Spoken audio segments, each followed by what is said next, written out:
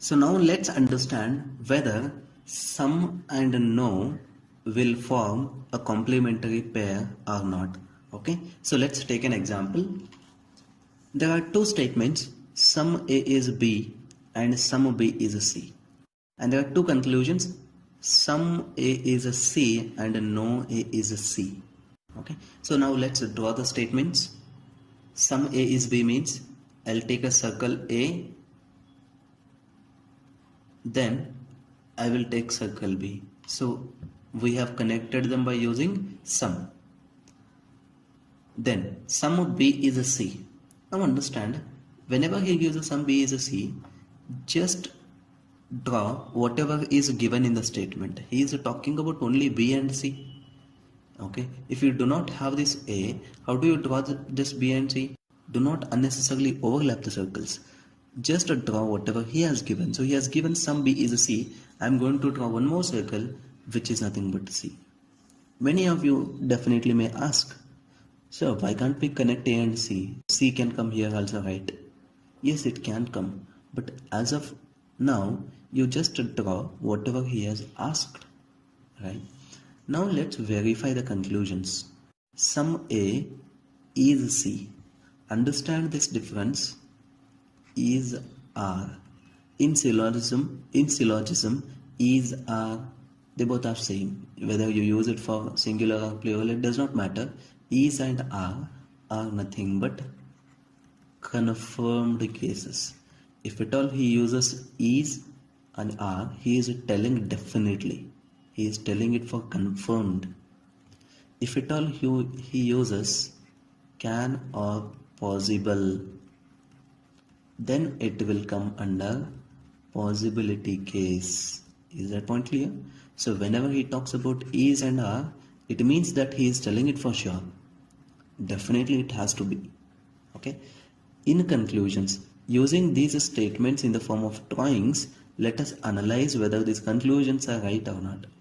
Sum A is C. First conclusion. What is the meaning of it? Definitely some part of A is connected to C. Observe here. A is here. C is here. He is telling that definitely they have been connected. Do you think so? No, they are not connected. They may be connected, but not definitely. Observe here. This conclusion is not definitely right. This conclusion is false. Again observe, this is not definitely false. There is a possibility, but what he is telling it is definitely right. No, it is not. We are marking it wrong just because this conclusion is not definite. Is that clear? Now let's go with the second one. No A is a C. What is the meaning of it as we have understood? Now again observe, no A is a C. He is telling definitely that there is no connection between A and C. Between A and C there is no connection. There is not even a possibility. That is what he is telling in the conclusion 2. Observe here, A and C, there is no connection if you just observe the drawing. But is there not a possibility? Can't I connect A with C? There is a possibility. Why? We have seen if this line exists between A and C, then there will not be a connectivity. But here there is no line. What does it mean? There is a possibility of connection, but he is telling that definitely they are not connected. So whatever he is telling is wrong. Okay, so what happened now? Sum A is C is also wrong. No A is a C is also wrong. They are not definitely wrong, but there are some possibilities. Let's go with either or conditions. What was the first condition? Elements must be same. So elements are same. A and C, A and C. Next, both should be false. Yes, both are false. Third condition was if you make first one true, second should be wrong. If you make second one true, first should be wrong. Now, what are the different possibilities of connection between A and C? Now let's forget about B now. We'll just think about A and C. A and C can be like this. A and C can be like this. This can be A, this can be C, or this can be A, this can be C. Both are possible, right? So these are the different possibilities. Now, in all these possibilities, we will have to check first conclusion and second conclusion. These are the possible relations between A and C, right? In this particular possibility, among these two conclusions, some A is a C and no A is a C. Only at this particular point of time, which conclusion is right? First one is wrong, the second one is right, because some is wrong, no is right. In this case, some A is a C becomes right. At the same point of time, no A is a C becomes wrong. What about here? In this case, all A is a C is right. Recollect whatever we have discussed. All follows, then some also follows. All A is a C is correct. In that case, some A is a C is also correct. When they are connected, no A is a C becomes wrong. All C is A, but read it from reverse order, it becomes some A is a C. So some A is a C is correct. At the same point of time, no A is a C becomes false. What is the thing we can observe from all these cases? In all the possible cases, if some becomes right, no becomes wrong. If no becomes right, some is becoming wrong. What does it mean? This forms a complementary pair for either or. Our first complementary pair is some and no. Clear? Okay, the next one is some A is B, some B is C. Same statements as that of here. But what is the conclusion? Some A is a C, no C is A. Some A is a C, no C is A. What has happened? Here we have A first, then a C. In the second conclusion, A first, then C. AC, AC. This is what is our arrangement. What has happened here? Some A is a C, AC. No C is A, CA. What is happening? The arrangement have been reversed. Or we are getting elements in the opposite manner. We got to know that some and no will be complementary. Whether AC can become CA in case of some and no. How to analyze it? It is just simple. Can I tell some A is a C as some C is A? Definitely yes. Can I tell no A is a C as no C is A? Definitely yes. What does it mean? You can interchange the elements. AC, CA will also form complementary pair.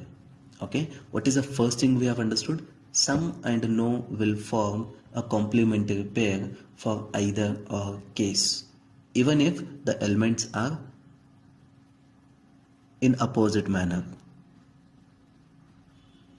That is AC and CA. AC and CA will also form, AC and AC will form a complementary pair, and it will be either or. Okay, so now let's understand the next one. Now let's go with all and some not. What is the important thing we have learned about some not? If I have A here, I will take some part of A. This part of A is not connected to C. And we know A inside C is not possible, C inside A is possible, right? So for condition, if some not has to be true, it means what is the first condition? A should not enter inside C. Complete A should not go inside C, but complete C can enter inside A. What is the thing now? Observe, if all A becomes a C, if all A becomes a C, whether sum not condition is valid? No, because we know that if sum not is right, all A inside C is not possible.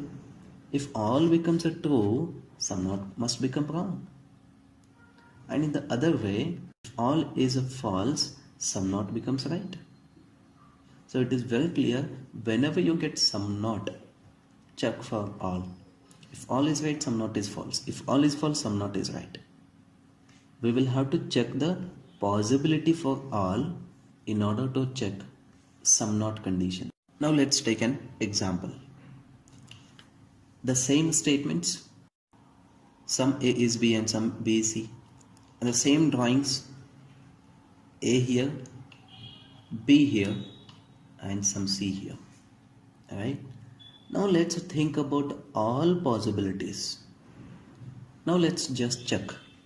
All A is a C. Is it correct? No, we can just observe and tell. All A is a C. He is telling it is confirmed. No, I can put all A inside C. It is a possibility but not confirmed. Sum A is not C. Just now I have said what? If all A becomes a C, then sum not becomes a wrong. Okay? And I said we will have to check for possibility for all. Check possibility. Can I put all A inside C? Now you can see there is no restriction. There is no restriction. There is no restrictions means we can definitely put all A inside C. It is a possibility. When there is a possibility for all, sum not becomes wrong. What basically sum not means? There has to be some part of A which is out of C. If you put all A inside C, what happens? All A will become C. There is no part of A which is outside C. That is why sum not becomes wrong. So what is happening? Both the conclusions are wrong. Elements are same. Now we'll have to check whether they pair complementary or not. Let us draw all the possibilities between A and C. I'll draw A, C here, and I'll draw A and C here. Then one more possibility, A inside, C outside. One more possibility, C inside, A outside. The first case, what is happening? Only at this point of time, do not think about any other possibilities. Only at this point of time, whether all A is a C is correct? No. Sum A is not C. Is it correct? You can just observe this part of A is not C. It is not at all inside C. So at this particular point of possibility, sum A is not C. Sum A is not inside C, which is right. The second case, at this point of time, sum. In this case, all A is C. Is it correct?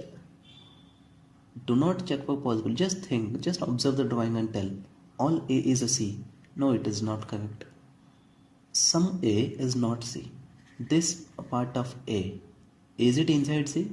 No, it is not inside C. So this part of A, some part of A is not inside C. So it is right. We made first conclusion wrong, second is right. First wrong, second right. Next here. All A is a C. In this case, what is right? Definitely all A is inside C. Sum A is not C.